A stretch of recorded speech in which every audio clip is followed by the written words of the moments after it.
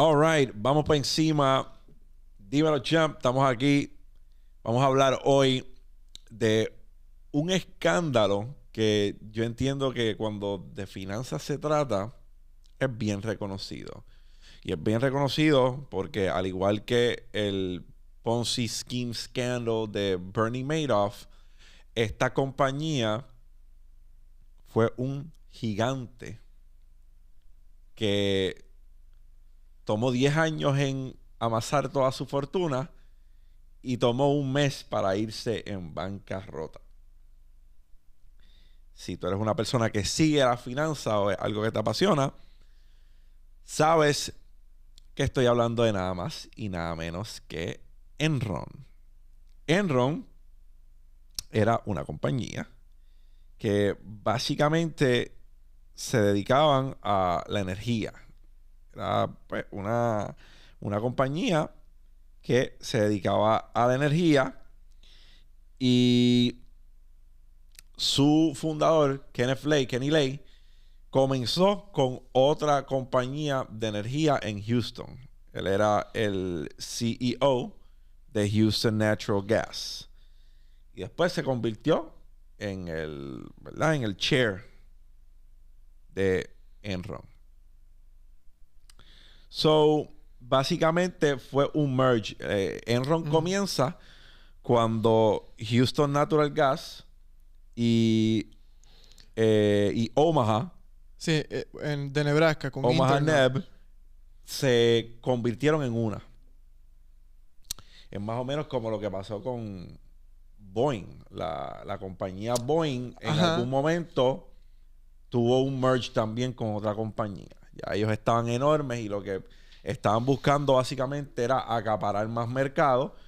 Y después que tú estás establecido a tal escala, en ocasiones es imposible, o no imposible, es más difícil acaparar mercado cuando tienes otras compañías que están ocupando otros clientes. So, ¿qué es lo que hacen las compañías en ese caso? Tengo una compañía con buen potencial. Están haciendo dinero. ¿Cuántos clientes tienen? Tanto. Vamos a comprarla. Vamos a hacer un merge. Claro. So, esto pasa en muchas ocasiones. ¿Qué pasa con Enron? Después de cierto tiempo, básicamente consiguen una persona nueva, Jeffrey Skilling. Y Jeffrey Skilling es el que toma el timón del barco por Kenneth Lay. Y que ahí fue interesante ya esa fase, pero cuando ya habían trabajado esa inclusión de esas dos empresas, se quedan en Houston porque estaba el movimiento básicamente energético muy grande en los Estados Unidos. Y ya habían pasado por un proceso complicado de fraude por dos personas dentro de la empresa que estaban haciendo fraude. So, cuando pasan por ese proceso, es que entonces llega... Pues Jeffrey Skilling, la manera en la cual capta la atención de Kenny Lay, es que él trabajaba como hacía consultoría para una compañía que se llamaba McKinsey & Co. Entonces, Kenny Lay viene y crea Enron Finance Corp. Y pues pone a este tipo a capitanear el barco. De verdad que había muchas cosas que ayudaban a que Enron defraudara a sus inversionistas y a la gente en global.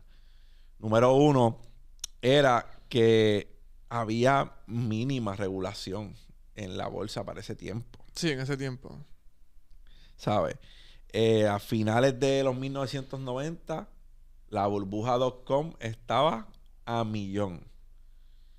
Y eso fue algo que Enron utilizó a su favor. O sea, estamos hablando que esta gente empezaron en algún momento a operar futuros con el tiempo, brother, con las condiciones del tiempo. Exacto. Que si va a llover mañana. Y Sí, con predicciones. Ellos sí, trabajaban la inversión por predicciones. Susan Soltero dijo que va a llover mañana, pues vamos a tirarle 50 a que sí va a llover. Operando futuros con apalancamiento. Y que fue mucho capital lo que estuvieron con ese... Por eso es que estuvieron mucho más inmersos en lo que es la energía y la inclusión de muchas cosas que tengan que ver con la energía. Mira, Skilling se posicionó bien en Enron y logró posicionar bien la compañía porque él estaba utilizando un método que se llamaba Mark to Market. Y Mark to Market es, supongamos que yo voy a recibir un capital de $50 millones por un periodo de 10 años para hacer X o Y cosas en mi corporación. El Mark to Market Method en contabilidad básicamente lo que hace es que aunque yo no tenga ni un centavo de esos 50 millones que voy a recibir a través de esos 10 años, yo pueda reflejarlo como una ganancia o como dinero que yo recibí sin recibir un billón. Entonces, ¿qué hacen estos números? Estos números inflan el valor de la acción. Sí, ellos básicamente, para que muchas personas tuviesen esa perspectiva, Enron tenía que aumentar su valor constantemente. Okay. Entonces, ya tú explicaste lo que es Mark to Market. Entonces, ¿qué necesitaban ellos para que entonces bancos puedan darle el crédito? O sea, estamos hablando de crédito, no realmente un financiamiento por medio de un préstamo, no, un crédito. Es básicamente aumentar la evaluación. Estamos hablando de una de las primeras compañías que trabajaban por holding. So, hacía que sus empresarios, o sea, sus empleados, y no solamente otras personas, invirtieran en las acciones para aumentar también ese valor. Y también, adicionalmente, tenían un crecimiento constante de utilidades. Ellos invertían y hacían otras cosas, incluían otras cosas en el mercado de su empresa para que las personas tuvieran muchas más utilidades y se mantuvieran como holding. Entonces, ahí es donde ellos comenzaban a tener el problema en cuanto a los pasivos, los activos, que era lo interesante en cómo ellos movían ese cambio de capital. Enron era una compañía que tenía mucho éxito siendo innovadora. En el 1999 ellos comienzan Enron Online, que era básicamente un broker online en el cual se estaban tradeando commodities. Exacto. Y básicamente para que la gente fuese incentivada a participar, Enron estaba ofreciendo su crédito, su reputación. Ellos fueron nombrados la compañía más innovadora por 6 años consecutivos, desde 1996 hasta 2001, por Fortune, por la revista Fortune. So, básicamente, Jeffrey Skilling estaba escondiendo las pérdidas de Enron para que la gente no supiera que estaban en pérdida, que estaban endrogados. So, empezamos a maquillar los números en contabilidad. A decir, no, estamos en ganancia. Todos los años nosotros logramos nuestras expectativas o las superamos. ¿Y qué hacía esto con los inversionistas? Le daba seguridad. Claro.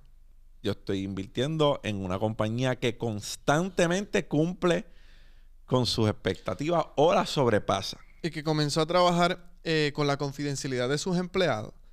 Y ahí es que comienza a hacer la ejecución del plan de 360 grados, donde tú tienes una medición del 1 al 5, donde tu reputación y la ejecución que tú haces como trabajo era 1 excelente y 5 peor. Y eso hacía que tú tenías que mantenerte trabajando de acuerdo a los criterios de la empresa para ser bueno, mantener tu trabajo o ser malo y despedirte. Entonces eso crea una serie de ejecución de acuerdo a las necesidades que ellos querían como empresa y la confidencialidad que ellos determinaban. Ya, si no, pues tú no querías ser despedido. Entonces, ahí es que comienza también a trabajarse ese sistema de trabajo, donde ellos tenían que trabajar constantemente de acuerdo a los criterios que Skilling trabaja. Jeffrey Skilling tenía, sí. Él era una persona que básicamente primero yo, segundo yo, tercero yo, y esa tiene que ser la mentalidad de mi corporación y todo el que trabaje aquí. Básicamente, para que usted entienda cuál fue el esquema, Enron estaba maquillando sus números. Claro. Y estaba básicamente diciendo que cosas eran profitable cuando no se habían echado ni un centavo en el bolsillo. ¿Sabes? Ponle que esta gente invertían en un generador y ese generador estaba proyectado a que tuviese un profit de X cantidad en X tiempo. Con ellos comprar el generador, ya ellos decían que ellos estaban profitables. Y en sus papeles, ellos decían, me acabo de ganar 35 millones, 100 millones. Después entra a el juego Andrew Fastow. Andrew Fastow era una estrella en ascenso de la contabilidad. Este tipo era un savant con los números. Y básicamente es el primero que pillan. Andrew Fastow. Exacto. Pero a mí me llamó la atención ya esta fase, porque ya ellos tenían un problema donde estaban investigando por el hecho de que no se reconocía lo que eran los activos y los pasivos. Sino empezó la investigación por una journalist, o sea, por una periodista que dice, ven acá, se metió ahí todos los días a verificar. ¿De dónde Enron hace su dinero? ¿De dónde sale su capital? Sí, porque en las investigaciones siempre daban, incluso empleados en investigaciones, cuando hicieron reportajes, ellos decían, mira, nosotros pensábamos que no íbamos a llegar a los números. Y casualmente siempre llegábamos a los números. Ajá.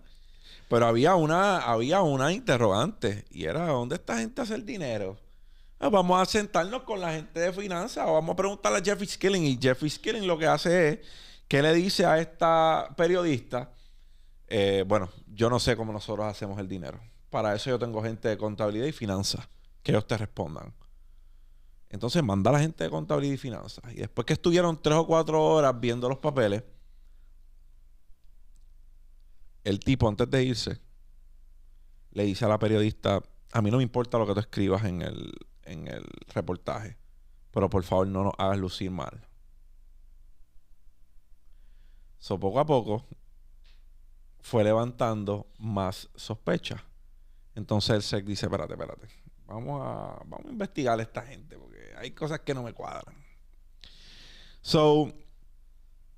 Básicamente, ellos estaban escondiendo la deuda, escondiendo la pérdida. Exacto. Inflando números que no existían de ganancia. Y eso provocaba que más inversionistas quisieran comprar en la compañía.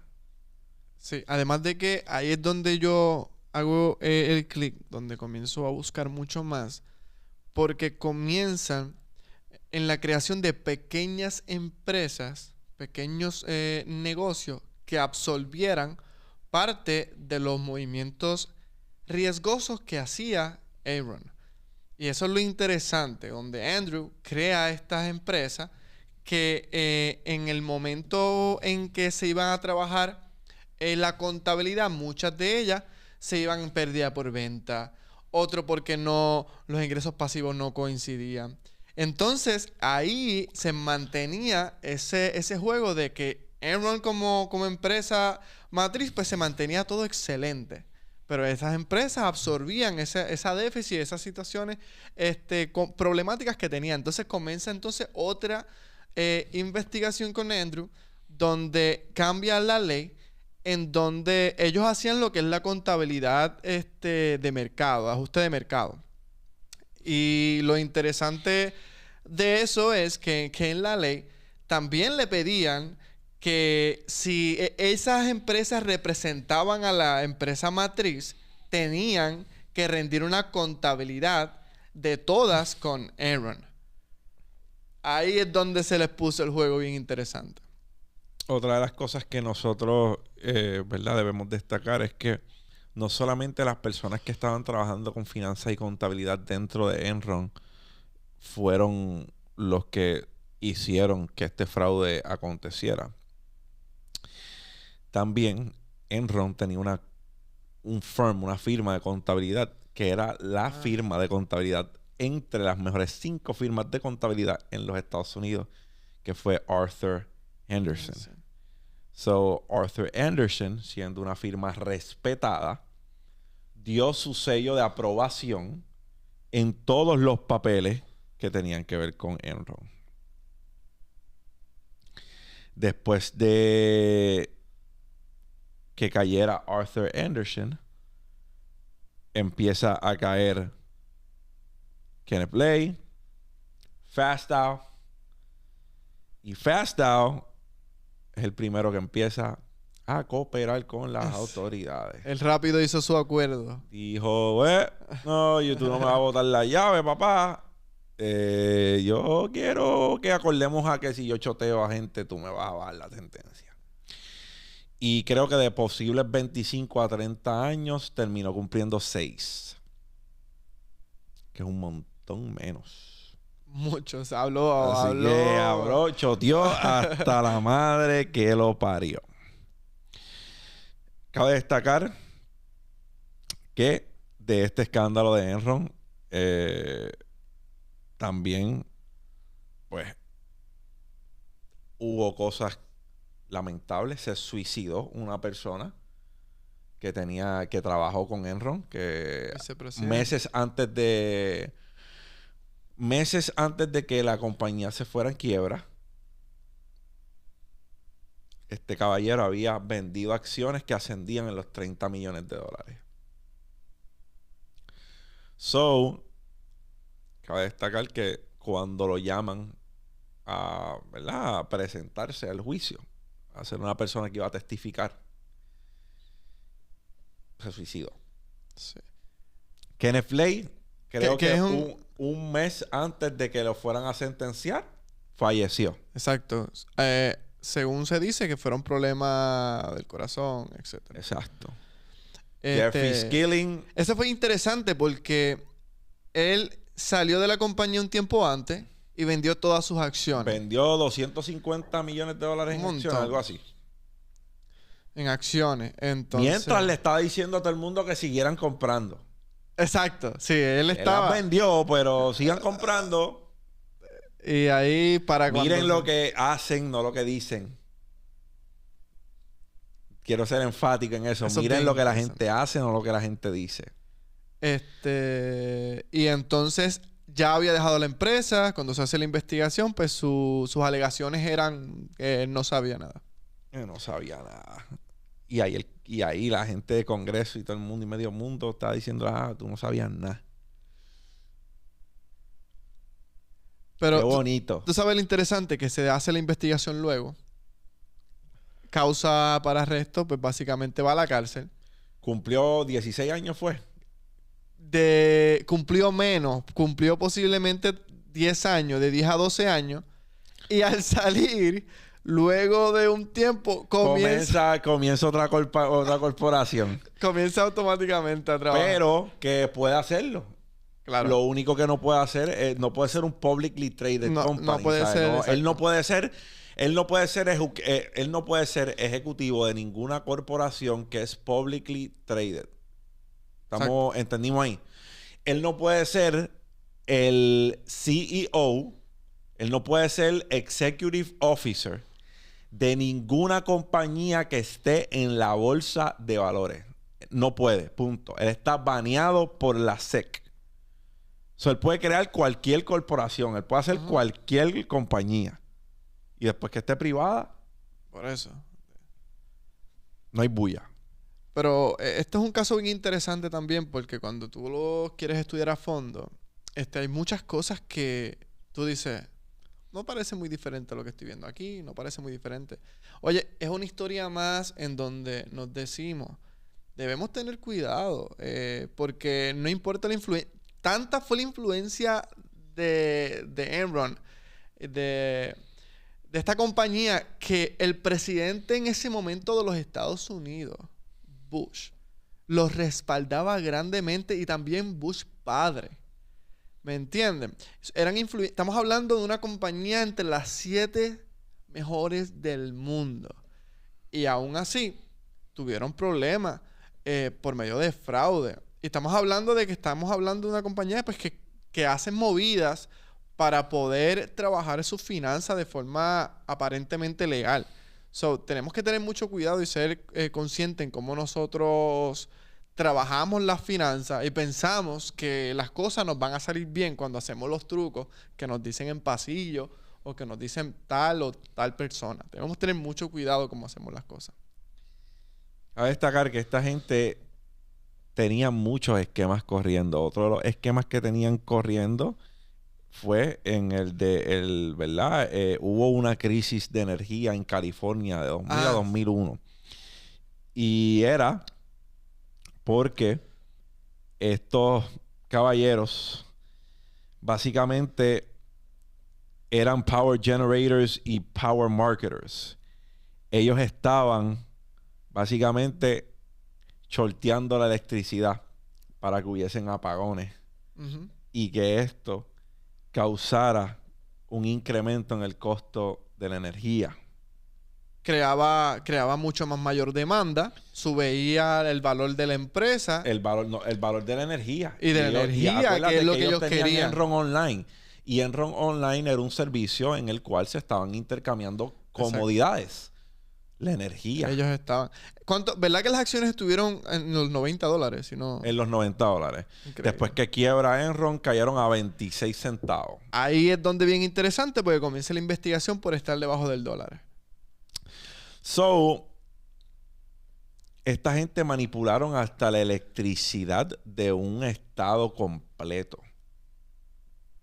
O sea, si usted duda de la magnitud de este fraude, o sea, estamos hablando de una compañía que manipulaba la energía. Usted piensa en una compañía que empecemos en Puerto Rico, Autoridad de Energía Eléctrica, o la Luma. Ya veo los mensajes aquí. Ya veo los mensajes. Y entonces, usted imagine que Luma tuviese un servicio para la compra y venta de comodidades en la bolsa de valores.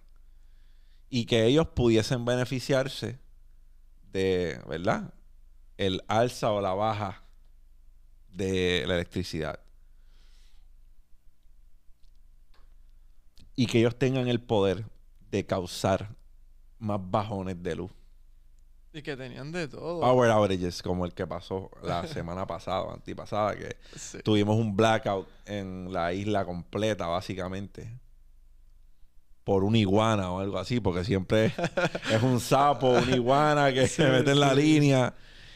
Pero nada, esto es un fraude de proporciones inmesurables, en mi opinión. Esta gente manipularon la energía de estados. Esta gente maquilló sus números hasta más no poder, escondían las deudas, hacían ver que tenían ganancias que no tenían, motivaban a la gente a invertir, se veían como una compañía innovadora, acudían a una firma de contabilidad respetada para que pusiera su sello de aprobación en su estado financiero. So, esta gente tenía un esquema de fraude bien elaborado. Y que en sus acciones constantemente buscaban la manera, ¿sabes? Era bien evidente, constantemente ellos estaban buscando hacer fraude. También tenían una relación a fondo con el presidente de los Estados Unidos, George W. Bush, porque Enron fue uno de los que financió la campaña de George W. Bush. Y básicamente, ¿verdad? Yo no voy a decir qué tuvo que ver, pero cuando le preguntaban, no había mucha respuesta. Para que vean que ellos estaban dispuestos a todo. en la creación de esas grandes empresas que estuvieran absorbiendo los riesgosos de Enron, llegó un momento que ellos estaban buscando pólizas que aseguraran la empresa. Y cuando todo el mundo venía para verificar, nadie quería hacerlo porque no, esto yo no lo voy a hacer. Crean a Raptor, que es la empresa creada por ellos para trabajar lo que sería una póliza razonable de Enron. So, ellos estaban dispuestos hasta, si no me ayudan, yo creo la empresa también que tenga esa póliza. Es bien interesante.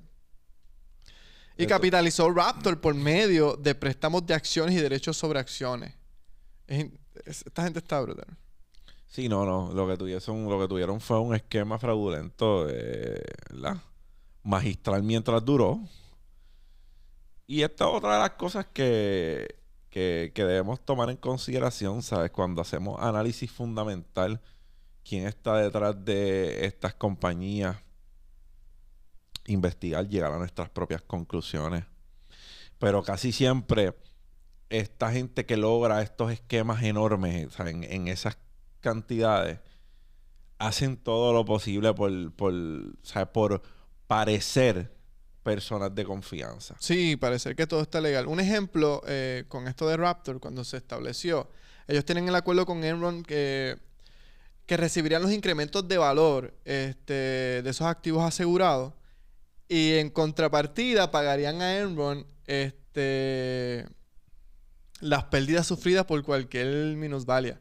So, es interesante como tú absorbes, pero entonces si tienen unas pérdidas, pues yo se las pago a Enron. Lo que estaban haciendo era absorbiendo todos esos problemas. Y eso sin hablar de que estas microempresas creadas también establecían sus créditos de financiamiento independiente que permitían cubrir cualquier necesidad para poder trabajar esas problemáticas que le pudieron haber hecho un efecto a Enron.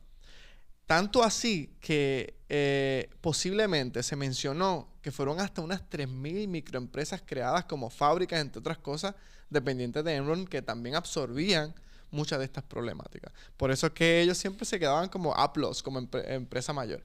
Y no pudieron hacer nada porque lo que hicieron es que en el momento que le pedían hacer una contabilidad de todas como si fuesen parte de Enron, entonces comenzó a hacer ellos un movimiento para llamar a personas conocidas por ellos que fueran accionistas de parte de estas empresas para que se pudieran hacer una contabilidad independiente por cada una de ellas y no representaran a Enron. Bueno, campeones, esta historia está bien interesante. Hay documentales de Enron. Sí, Si usted quiere ver más del detalle de esta situación, yo los convido a que lo vean. Es algo que le va a ayudar mucho. Y ya estamos aquí nosotros dando estos 2 centavos de esto que sucedió. Que fue una petición también de las redes. Exacto. Yo como que vi a alguien, pensé que iban a hablar de Enron, o pues aquí está Enron.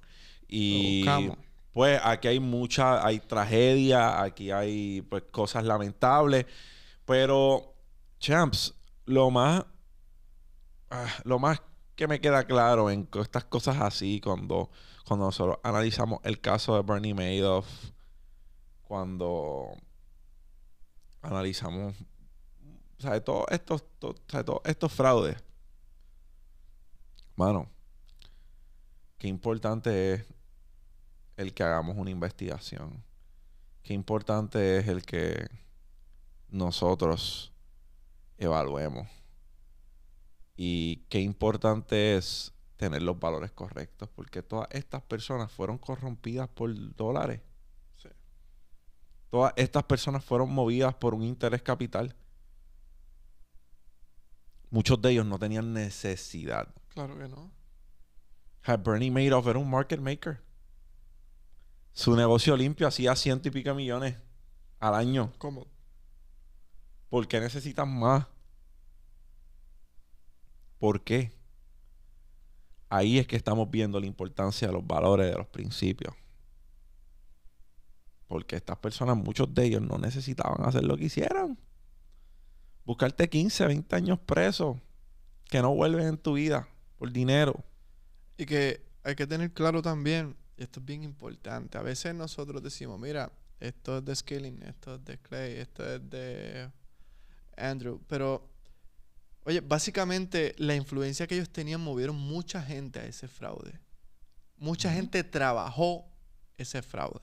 Ejecutó acciones para que fuese realizado ese fraude. Entonces, ¿qué tanto nosotros estamos dispuestos a hacer para alcanzar aparente sueño o meta que tenemos? ¿Estamos dispuestos a darle la mano a las cosas que no están de acuerdo a los valores o los principios que tenemos? Entonces, ahí yo puedo echarle la culpa al CEO de la empresa, pero y los que trabajan en contabilidad saben que eso no se hace, ¿me entiendes?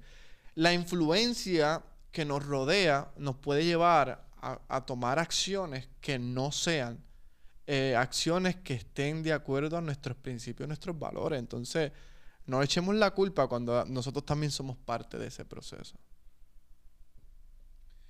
Bueno, campeones, hasta aquí ha llegado esta pequeña conversación de Enron. Está duro. Yo espero que les haya gustado. Si este tipo de contenido aporta algún tipo de valor a sus vidas, den like, subscribe, share a alguien que le pueda interesar esto. Aquí estamos de lunes a sábado subiendo contenido. Me consiguen en todas las redes sociales como José Galíndez PR. Andrés Santiago PR. Pueden buscar en todas las redes sociales. Vamos encima. Sigue joseando. No te quites ni para el carajo.